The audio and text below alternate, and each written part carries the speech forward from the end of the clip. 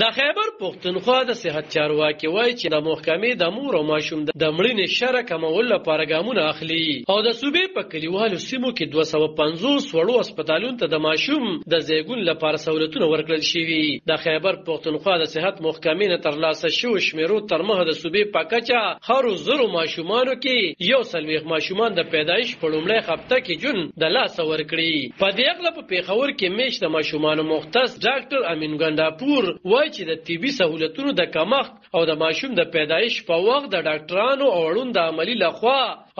عملی لخوا د صفای خیال نه ساتل کېدو لوجې د ماشومانو د مړینې شره سیوا ده. میډیا سره خبرو کې نوموړي دا خوم ویل چې د دې یو لوی وجه دا خوم ده چې ماشومان به وخت پیدا شي او کمزوري وي او دویمه وجه دا ده چې کله ماشوم پیدا کیږي د هغې زیږون سم ځای او سم وخت یا سمې طریقې سره نه کیږي نو هغه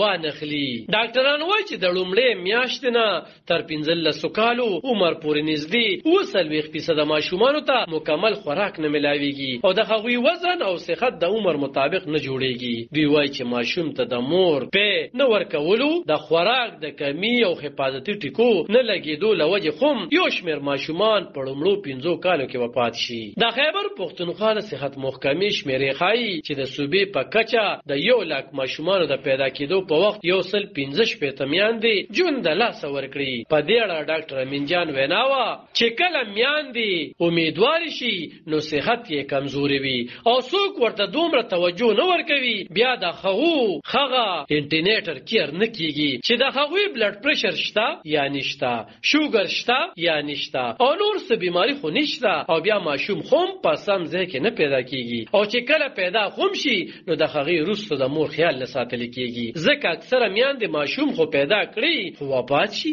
د خیبر پښتونخوا په صحت محکمه کې د مور او بچی د صحت د پروګرام مرسیال مشر ډاکټر تنویر نام وایي چې د میندو او ماشومانو د مړینې په شره قابو موندلو لپاره د محکمې په 15 کلنه تګلاره کې زیات زور اچول شوی دی. هغه زیاتوي چې په کال 2023 اخره پورې به د میندو د مړینې شره 140 تر ټیټه کړل شي. نوموړي میډیا سره خبرو کې ویناوه چې مخکې به په بیچوس کې ډیلوري نه کېده خو تقریبا 1.5 کال کېږي چې په کلیوالو سیمو کې 200 بیچوز او 50 آرسیس ته هغه سہولتونه ورکړل شوي دي چېرته چې عام ډیلوریز یا د ماشومانو زیږون کېږي. هغه وایي چې د صحت دې مرکزونو ته الچویز خل ټیکنیشنز او نور عمله هم ورکړل شوې ده. د روغتیا د چارو پوخان وایي چې د میندو د ژوند خوندي کولو لپاره باید د امیدوارۍ مور د خوراک، صحت او علاج پوره خیال وساتل شي. دوی زیاتوي چې د ماشوم د ښه صحت او روښانه مستقبل لپاره د مقرره وخت پورې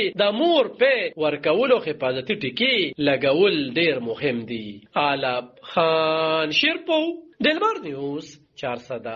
د خیبر پښتونخوا